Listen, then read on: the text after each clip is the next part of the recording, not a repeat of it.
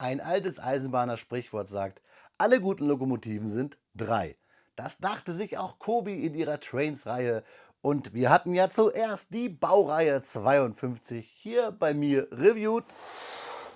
Dann die kleine Schwester in lebensbejahenden Grau, die Kriegslokomotive etwas abgespeckt, auch reviewed auf meinem Kanal. Und jetzt schauen wir uns passend zur 3 hier im Review an, die Baureihe 03. Klapper, klapper, viel Spaß nach dem Intro.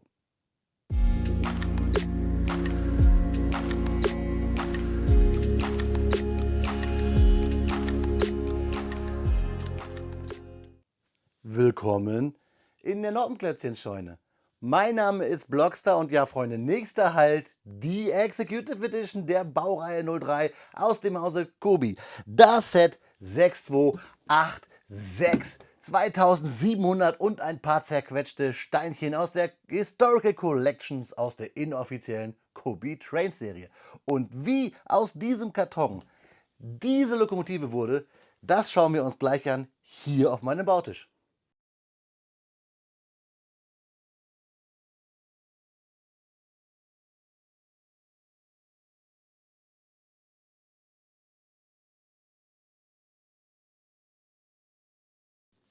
Wie sang Kylie Minogue so schön, let's do the locomotion, und das machen wir heute zusammen, indem ich euch das Kobi-Set 6286 vorstelle, die Dampflokomotive der Deutschen Reichsbahn aus der Baureihe 3 mit Wasserkran, Kobi-Sack, Steam Locomotive, DRBR O3 Water Crane. Aus der Historical Collection eine Executive Edition, deswegen der Wasserkran und die 3 Minifiguren. Endlich eine Baureihe 3, eine BR03, die hat mir gefehlt. Ich habe extra Platz im Regal gemacht, deswegen Freunde, lasst uns schnell die Rückseite angucken, damit wir zum Bauen kommen. Wir sehen, dass die ganze Lokomotive 41 cm lang wird und 28 cm wird hinten der Tender. 15,5 cm wird die ganze Lokomotive hoch und breit wird sie so ein wie die Kobi-Lokomotiven breit sind. Nämlich, ich schaue mal gerade auf der Seite, wir sehen es gar nicht drauf, aber es müssten so 8, 9 Noppen sein, wie diese Lokomotive breit wird. Das schauen wir uns im Review an. Schade, dass Kobi das hier nicht drauf hat. Wir haben aber es richtig drauf bei Kobi auf dem Karton, indem wir hier nämlich ein Originalfoto haben. Wir sehen, dass wir hier den Kessel von vorne öffnen können. Natürlich können wir wieder das Gestänge bewegen und die Drehkränze, und wir können auch wieder den Tender als geheime Geldbörse, als Geldversteck verwenden, weil wir es hier aufklappen können. Die Kobi-typischen Schienen bzw. Gleise sind auch dabei. Ist ja nicht jedermanns Sache. Mir gefallen sie, und wir bekommen auch wieder so ein graues Gleisbett, das wir bauen können, um diese hoffentlich sehr schöne Lokomotive präsentieren zu können. Und was nicht fehlen darf, natürlich hier 3 Figuren, nämlich einmal den Stationswärter, einen Kohleschipper, also derjenige, der den Kessel antreibt, und natürlich den Fahrer der Lokomotive. Und ich finde, diese Figur sieht ein bisschen aus wie Urlag von Urlag Entertainments.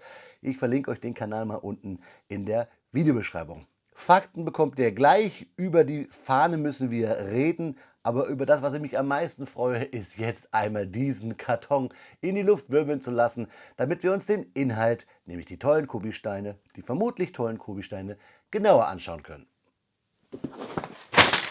Da haben wir den massiven Inhalt des Kartons auf den Bautisch, und ich kann euch verraten, weil ich mich informiert habe, wir haben 9 Tüten, wovon wir 8 Stück beschriftet haben, also 8 Bautüten.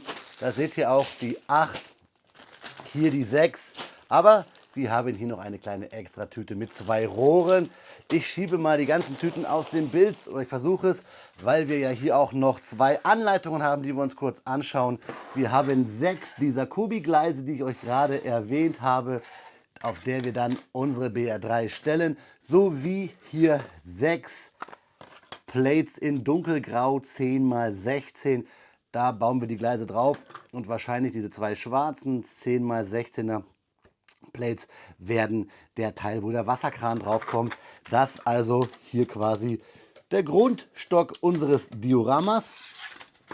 Ich mache ein bisschen Platz, und dann haben wir hier natürlich 2 Anleitungen, die etwas geknickt daherkommen. Das kann aber auch sein, einfach weil ich sie gerade habe fliegen lassen. Wir schauen uns kurz die erste an. Natürlich haben wir hier, wie bei Kubis neuen Anleitungen, das gleiche Kartondesign drauf gedruckt. Ganz wichtig, Pad Printed, also alles, was wir hier haben, ist gedruckt. Wir haben keine Sticker.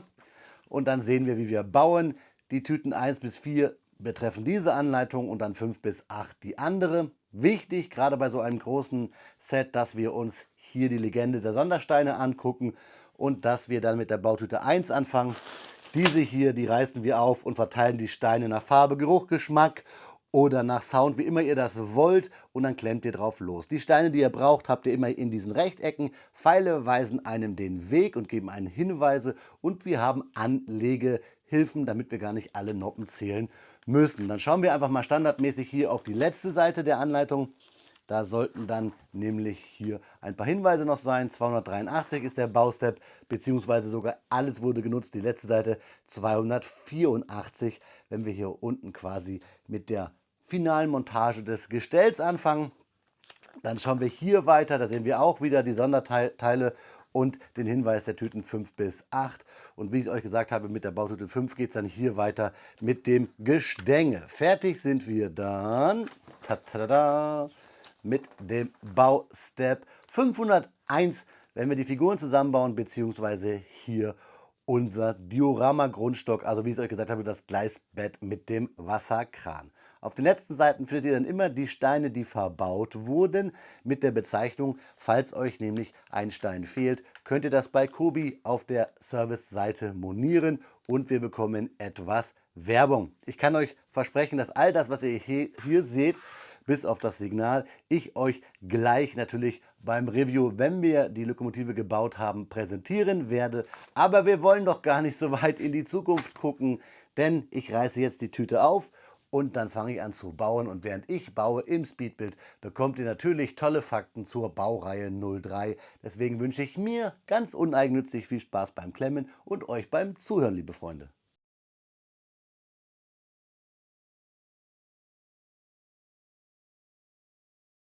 Speedbild-Zeit ist Faktenzeit.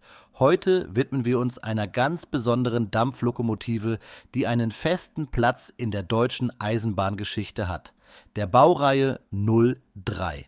Diese Schnellzuglokomotive war nicht nur ein technisches Meisterwerk ihrer Zeit, sondern auch ein wichtiger Bestandteil des Bahnverkehrs der Deutschen Reichsbahn bzw. der Deutschen Eisenbahn allgemein. Lasst uns gemeinsam in die faszinierende Geschichte und Technik dieser Lok eintauchen.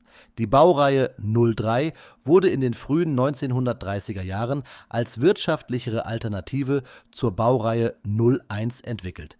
Ziel war es, eine leistungsstarke Schnellzuglokomotive für Strecken zu schaffen, die aufgrund von Achslastbeschränkungen nicht für die schwere Baureihe 01 geeignet waren. Die Achslast der 03 wurde auf 18 Tonnen beschränkt, wodurch sie auch auf Nebenstrecken eingesetzt werden konnte.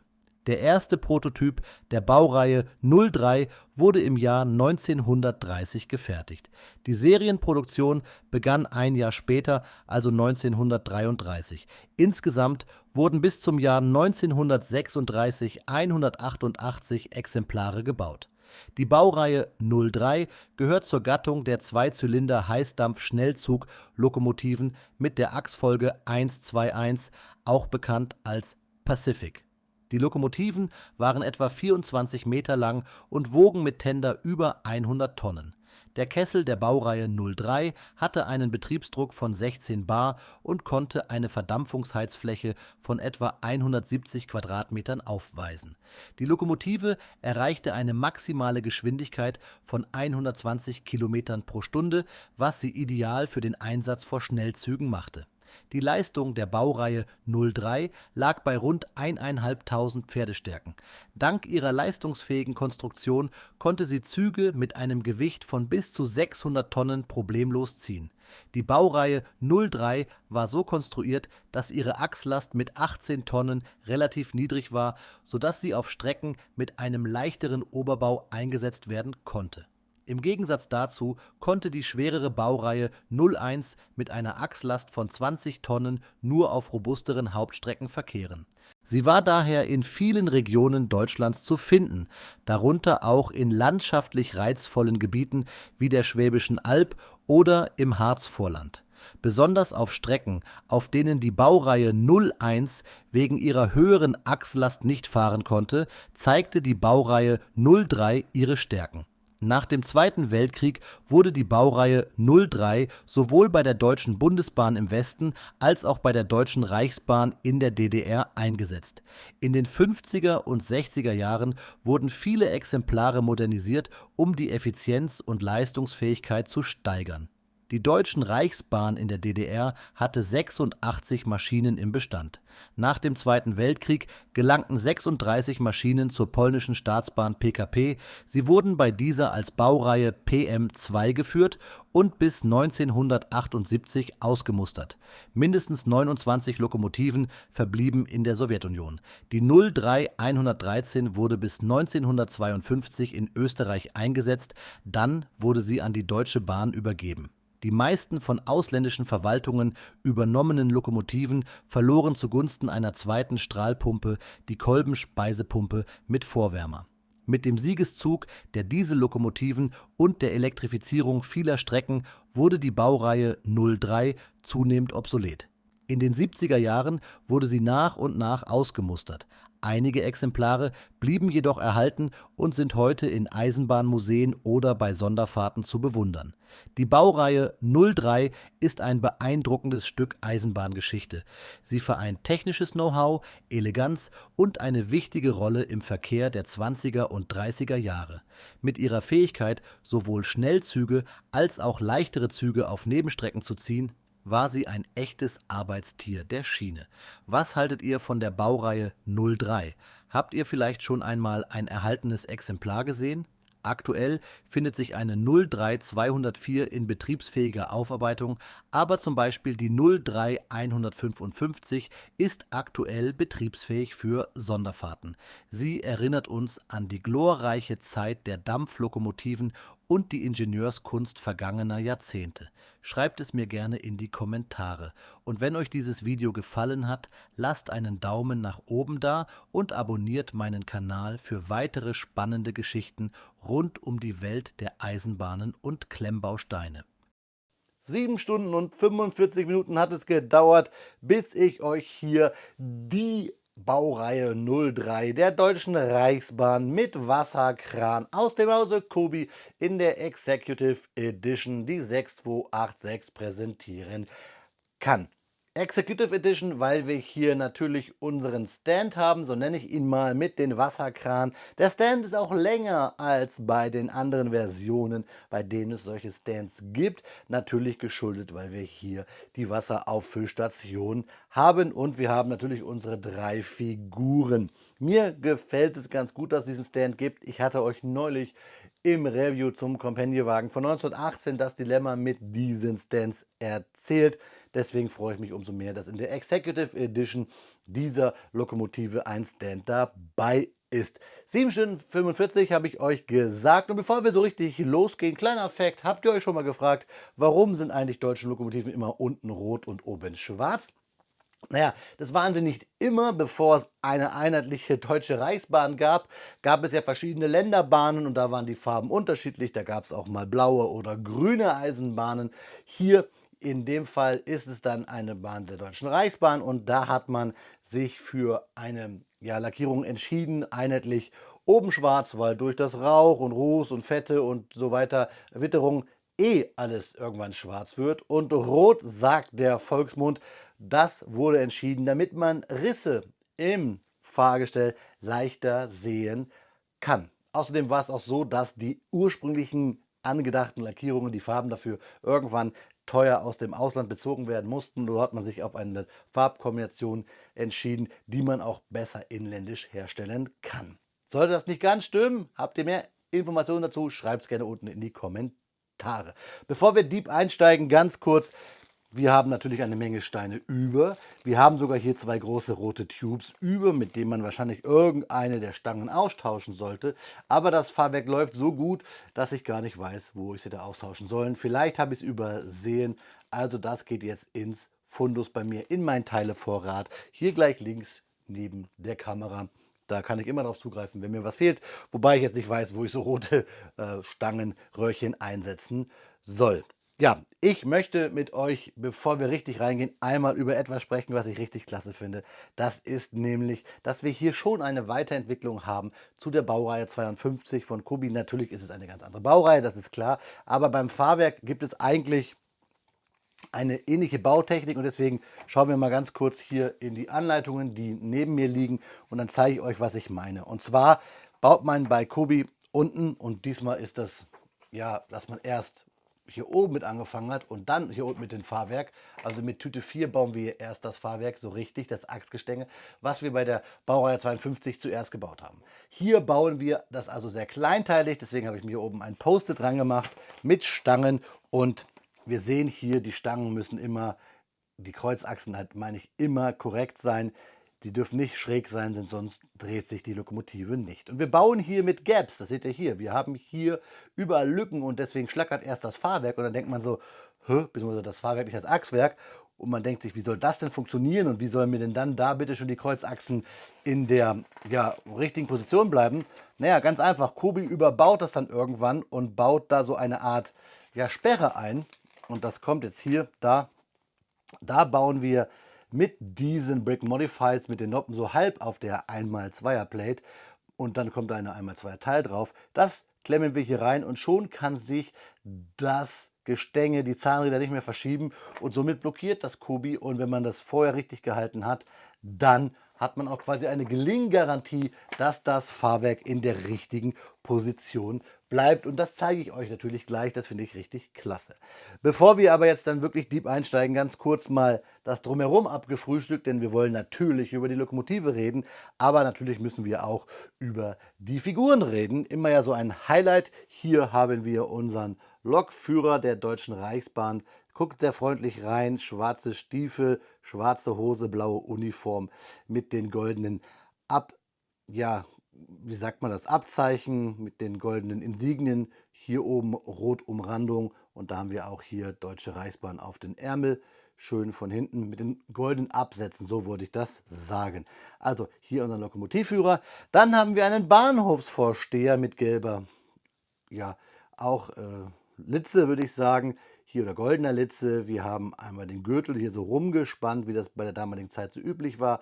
Rote Mütze, wir haben hier so eine Brille, deswegen denke ich wieder hier, wir haben fast den Willi von Urlaub Entertainments. Ein schöner Reaction-Kanal bzw. Reenactment-Kanal.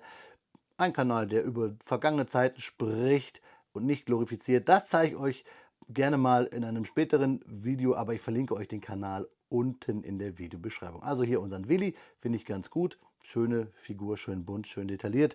Und dann natürlich den Held der Arbeiterklasse, den Heizer mit großer Kohleschaufel und Kohledreck im Gesicht. Eine schöne Figur mit Schiffchen. Ohne diese Menschen kein Antrieb auf einer Lokomotive.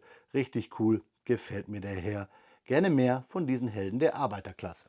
Ja, das waren die Figuren. Wir sind immer noch nicht bei der Lokomotive. Ich hebe sie jetzt mal ganz kurz ab und stelle sie auf die Räder, und auch den Tender stelle ich auf die Räder, denn wir wollen ja hier über zum Beispiel den Wasserkran reden, beziehungsweise über dieses Gleisbett. Und wenn ich hier ein bisschen bewege, seht ihr schon, der Wasserkran bewegt sich wie ein Propeller. Der ist nämlich hier oben sehr wackelig gebaut, hängt nur auf einer so einer halben, ja, versenkten Bügelperle, auf hier einer, ja, halb reingedrückten Rohröffnung, auf so einem kleinen Rohrteilchen, und wackelt daher so richtig rum und fällt sofort ab. Und es ist eh komisch, so in so einem Babyblau kommt es daher. Es soll wahrscheinlich irgendwie so angelaufenes Blech darstellen, aber ich wurde im Vorfeld schon gewarnt, Grüße gehen raus da, aber ja, es ist zu wenig Platz für die Bügelperle hier in das Rohr zum Versenken, und damit knickt das immer rum, fällt irgendwann ab. Man muss es immer wieder rausprökeln mit einem Bügelperlenapplikator.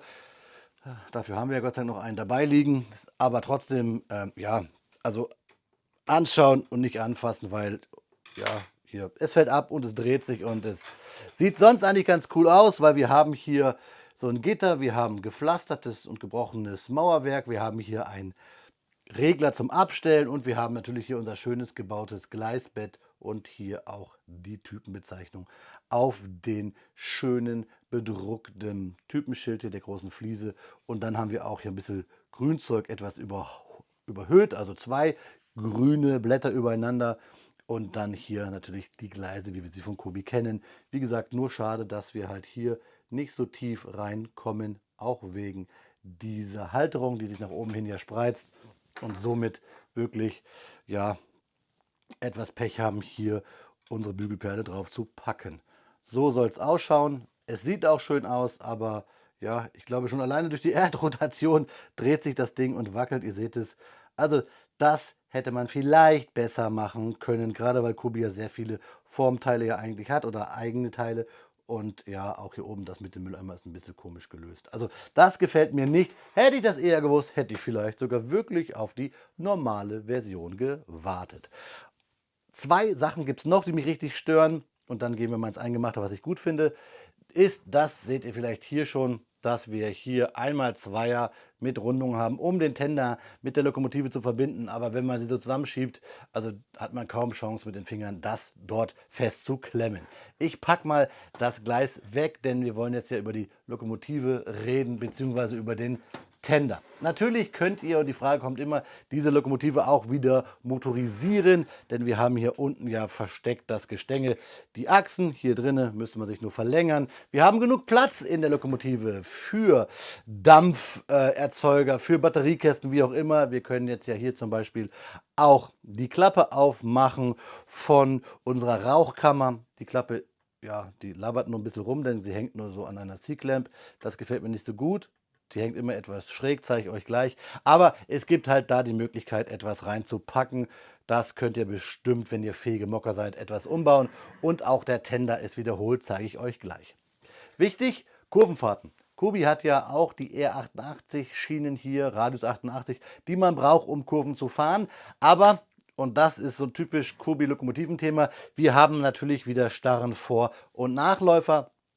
Somit schleift das hier mehr über die Kurve. Deswegen haben die Räder auch vorne keine Flankierung. Ich zeige euch das mal ganz kurz. Wenn man jetzt hier so nehmen würde, seht ihr hier, da, es schiebt so rüber in der Kurve. Es zieht sich gerade, aber es ja, bewegt sich nicht mit. Generell läuft hier das Fahrwerk sehr gut, auch auf den Gleisen. Ich finde nur, es wirkt ein bisschen dünn, also sehr schmalbrüstig, oben sehr breit, die Beine sehr dünn, irgendwie wie so ein Schwimmer oder Gewichtheber, breite Schultern und dann kleine Beine. Was mich richtig genervt hat, und jetzt gehen wir ins Eingemachte, sind diese Stänkchen hier unten, die sehr labberig wirken und sehr schnell einklappen. Die hat auch manchmal wirklich das Gefühl, ja, nicht gefehlt oder gestimmt, aber es war halt, baue ich jetzt hier Kobi oder habe ich hier was Asiatisches? Hier ist es sehr fest und hier labbert es dann wirklich sehr rum. Also hätte ich jetzt hier nicht diese Begrenzungen, wäre mir die eine oder andere Stange auch schon mal rausgefallen. Generell dieses ganze Gestänge hier zu bauen, das macht nicht Spaß, aber wir kriegen es gleich noch schlimmer, sage ich mal, wo es mir gar nicht gefällt, nämlich beim Tender. Trotzdem sonst sehr schön gelöst, auch bei den Rädern, dass wir hier unterschiedliche ja, Gewichte an den Rädern haben. Also wir sehen, dass die Räder halt auch, ja wie historisch auch gedacht, unterschiedliche Gewichtsgrößen waren und somit auch die Ausgleichsgewichte andere waren. Die Räder sind schön gegossen, haben zwar hier, seht ihr, ein oder andere Mackel.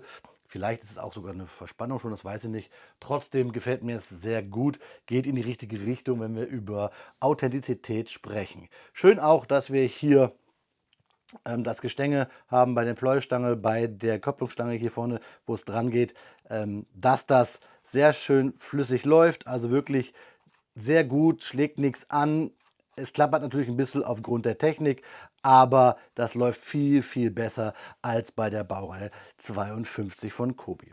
Bisschen langweilig ist, dass wir hier einfach nur am den großen Kessel die Stangen lang ziehen. Das war's. Und hier vorne, und das ist das Blöde, ist diese Klappe, die so ein bisschen durchhängt. Ihr seht es, weil sie nur da an einer ja, Klammer hängt und somit immer so ein bisschen wubbel, wubbel, wubbel. Für so eine, da sieht man diese Klammer, für so eine wahrscheinlich sehr schwere Tür ist das ein bisschen blöd hier, dass es immer so durchhängt. Dann von vorne Sieht auch sehr klasse aus. Generell dieser große Windschutz, Windfänger finde ich auch sehr klasse. Viel besser irgendwie als bei der Baureihe 52. Also optisch, die haben natürlich alle ihre technischen Eigenschaften. Aber hier dieser große, der gefällt mir sehr gut. Und auch fast schön gelöst, dass wir hier das bündig anbauen. Aber auch von der Schwerkraft her hält der Hinge hier nicht so, wie er sollte. Dann, ihr seht, wie ich es anfasse, fasst am besten die Räder an. Da schon kritisch, am besten ist wirklich hier so drumherum fassen, denn diese ja, Bleche hier sind von oben und unten gedrückt. Wenn man da anfasst, da fallen die leicht ab, möchte ich nicht machen. Hier die Schläuche sind in der Mitte nur geklemmt und halten halt durch die Stange, die wir hier führen, und unten durch die C-Clamps. Und Highlight irgendwie sind die Drucke, wobei wir auch da ein Manko haben. Jetzt muss ich echt aufpassen, wie ich es anfasse, damit es nicht auseinanderfällt.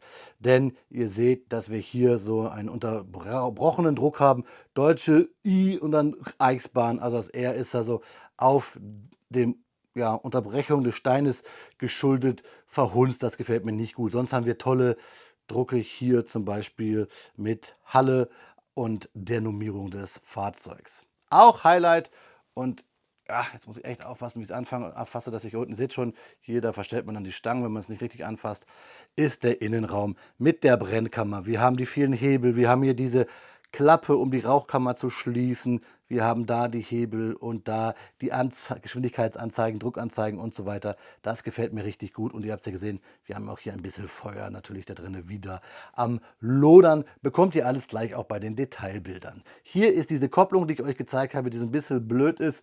Und jetzt zeige ich es euch noch mal kurz von oben. Wie gesagt, ihr bekommt Detailbilder.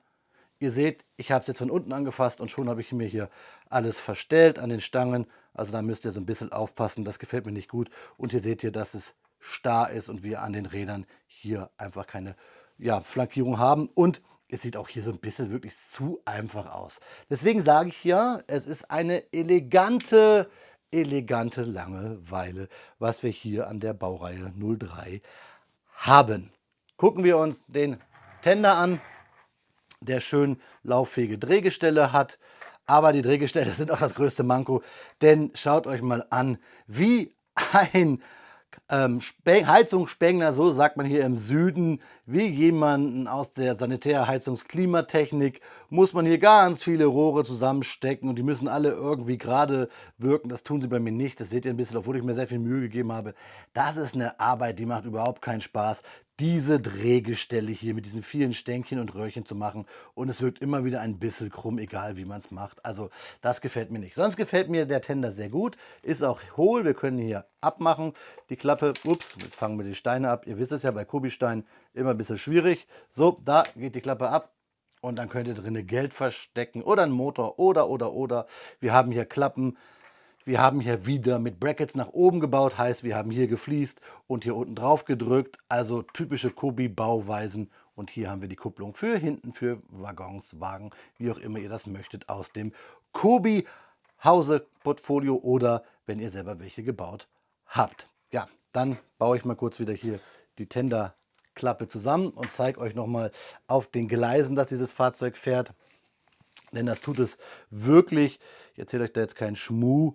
Es läuft wirklich sehr gut. Ist vielleicht wirklich die bestlaufende Lokomotive von Kobi, die ich gebaut habe. Deckel drauf auf dem Tender.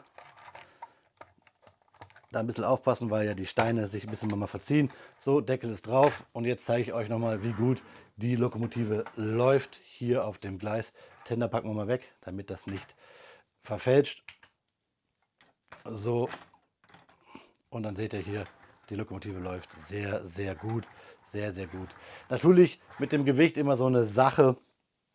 Und weil die vorderen und hinteren Räder nicht flankiert sind, haben wir halt hier auch kein richtiges, ja, historisches Fahrbild. Was auch komisch ist, dass wir hier mit den Stangen ein bisschen, ja, ich glaube, in echt ist das nicht so, dass wir einmal hier so gerade stehen haben. Und wenn wir uns dann die Rückseite angucken,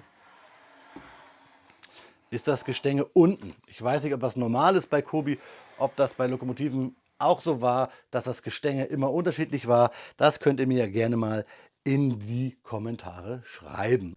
Bevor wir zum Ende kommen, noch einmal eine wichtige Information für euch, nämlich zu dieser Lokomotive von Kobi, die Kobi sich ausgesucht hat, weil sie eine PM2 ist, also eine Beutelokomotive, die im Eisenbahnmuseum in Warschau steht. Ihr seht sie hier. Sie wurde zwar gebaut bei der Berliner Maschinenbau AG, die auch geläufig BMAG abgekürzt wird. Aber hier diese Version, die DRG 03273, steht grün lackiert in Warschau. Und eine Zahl noch, die ich bei den ganzen Fakten euch noch nicht gegeben habe, dass 298 Baureihen 03 gebaut wurden. Diese hier, die 03273, fuhr bis 1978 bei der polnischen Eisenbahn. Und damit ihr jetzt nochmal wisst, was ich meine von der Eleganz, schiebe ich nochmal ganz kurz alle anderen Lokomotiven, die ich von Kobi habe, hier ins Bild. Nämlich die Kriegslokomotive, die, ja, ihr seht schon, viel detailreicher ist. Schläuche, Rädchen hier, auch hier unten am Gestell. Hier haben wir die Stangen, den schwarzen großen Kessel und das ist ein bisschen, ja, vielleicht elegant, aber langweilig. Und dann vielleicht, und ihr habt es ja im Intro gesehen, mein Highlight, und jetzt muss ich mal kurz weit über meinen Tisch reichen. Uah.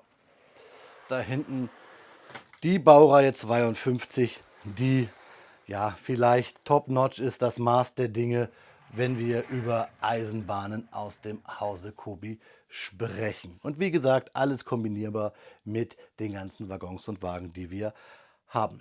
Ja, das war's bis hierher. Ich bin trotzdem Fan dieser Serie. Ich finde, das ist das Beste, was man so lokomotivtechnisch bauen kann aus dem Hause Kobi. Das sind nun mal diese 3 Lokomotiven und es kommt ja noch eine 4. hinzu. Also das nicht missverstehen. Ich meckere hier auf sehr, sehr hohem Niveau. Es glänzt schön schwarz. Alle 3 Lokomotiven sind wirklich Highlights hier in meinem Zimmer, wenn man reingeht und sie sich anguckt.